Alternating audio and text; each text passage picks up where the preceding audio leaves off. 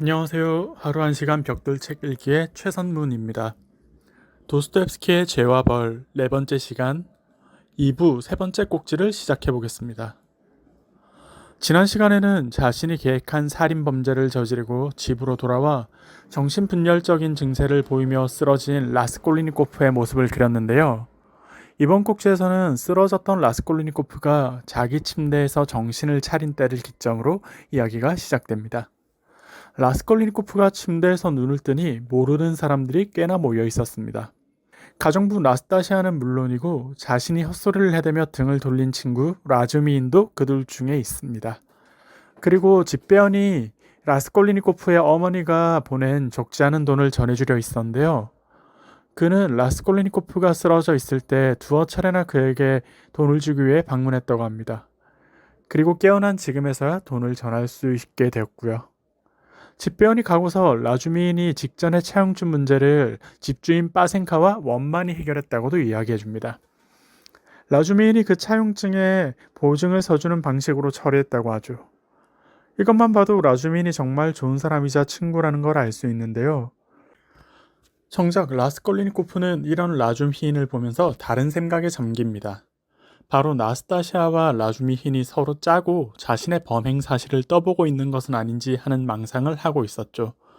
지난 시간에 보인 환시, 환청 증세에 이어 망상까지 하게 된 것입니다. 라스콜리니코프의 정신병적 증세가 더욱 심해졌다고 할 수 있겠습니다. 주변 사람들에 대한 의심으로 피로와 공포를 느낀 라스콜리니코프는 다시 잠들기를 반복하는데요.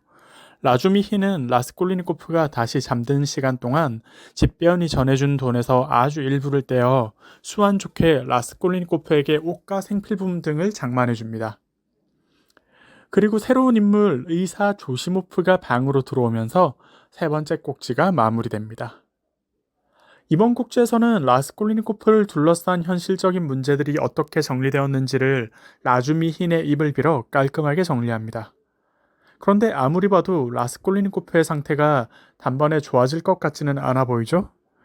이야기가 어떻게 흘러가는지 네 번째 꼭지에서 이야기를 이어보겠습니다. 세 번째 꼭지가 라스콜리니코프의 현실적인 문제들을 정리했다면 네 번째 꼭지에서는 새로 등장한 인물 조시모프와 라주미인의 대화를 통해 라스콜리니코프가 저지른 사건이 어떻게 전개되고 있는지를 정리합니다. 의사인 조시모프가 라스콜리니코프를 진료하며 라주미인과 사담을 나누는 형식입니다. 라주미인과 조시모프는 여러 주제로 이야기를 하는데요. 관리 미망인 살인 사건, 즉 라스콜리니코프가 알로니아를 살해한 사건을 이야기합니다. 잠긴 빗장 안에 사람이 있음을 유추한 예비판사 포르피리 페트로비치, 그리고 꼬우가 먼저 용의선상에 올랐다가 라스콜리니코프가 묻어뒀던 폐물이 두시킨이라는 인물에게 발견되어 그들은 용의선상에서 벗어나게 되었다고 합니다. 대신 그 폐물과 작물들을 챙긴 불황자들이 용의자로 지목을 받고 있다고 하는데요. 지금은 니콜라이라는 불황자가 유력 용의자로 지목되고 있다고 합니다. 그러면 라주미는 정황과 맥락을 맞춰보며 니콜라이가 결코 용의자가 아닐 것이라 추측하고요. 하지만 당장은 니콜라이가 범인이 아니란 증거가 없어서 용의선상에서 못 벗어나는 상태라고 하죠.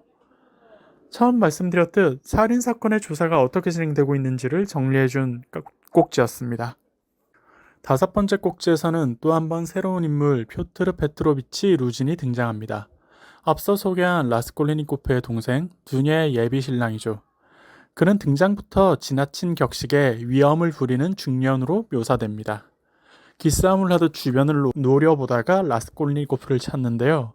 완벽할 정도로 잘 꾸민 복장과 횡색에 반해 두냐와 어머니를 대접하는 모양새가 형편없다는 것만 보아도 각박한 인물임을 알 수 있다고 합니다.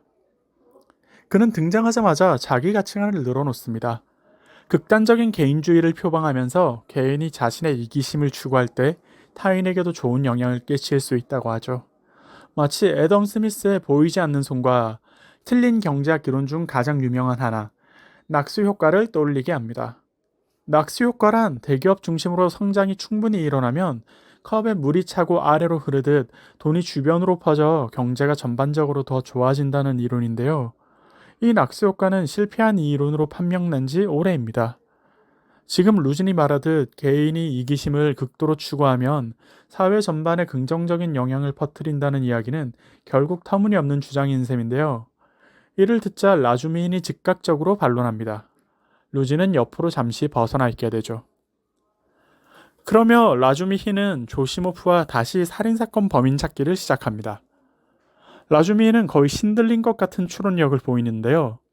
그는 범인이 추행범이며 운이 좋았고 큰 돈도 못 챙긴 것으로 보아 결국 목적 달성도 제대로 못한 초짜 살인범일 것이라고 유추합니다. 그런데 이 이야기를 들은 루진이 다시 한번 끼어듭니다. 계급이나 지성보다 돈을 중요시하며 그를 추구하는 상류층의 범죄율이 올라가는 것도 너무 자연스러운 현상이라고요. 이 이야기를 들은 라주미히는 빨리 부자가 되고 싶다는 이유로 도덕성이 박살난 세태 자체가 문제라고 지적합니다. 또 여태 잠자코 있던 라스콜리니코프도 말을 거두는데요. 루진의 논리에 따르면 결국 이기심에 따라 사람을 죽여서 돈을 벌어도 되는 것이 아니냐는 논지의 이야기를 합니다. 다들 느끼시겠지만 결국 자신이 저지른 짓에 대한 자기 비난이기도 하죠. 라스콜리니코프의 이야기는 여기서 그치지 않습니다.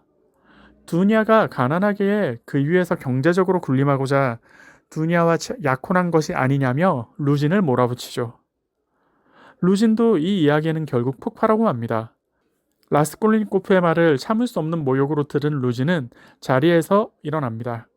씩씩대며 나가는 루진을 보며 루진뿐 아니라 주변 친구들도 모두 라스콜리니코프가 내쫓습니다. 방에서 나가던 라주미힌과 조시모프는 라스콜리니코프가 과부 살인 사건에 유독 민감하게 반응한다는 점을 놓치지 않습니다. 다만 아직 라스콜리니코프를 의심하는 것 같진 않은데요. 과연 라스콜리니코프가 자기 잘못을 감출 수 있을지, 들킨다면 어떻게 들키게 될지 갈수록 긴장감이 높아집니다. 이렇게 5번째 꼭지가 마무리되는데요. 3, 4꼭지에 비해서 5꼭지의 내용이 유독 길었습니다. 라주미인과 조시모프가 범인을 추론하는 부분과 루진의 이기적인 사고방식을 풀어내는 부분 등이 무척이나 흥미로운 꼭지였습니다. 오늘 읽은 분량은 202페이지에서 259페이지까지였습니다. 그럼 다음 시간에는 6번째 꼭지로 찾아뵙도록 하겠습니다. 감사합니다.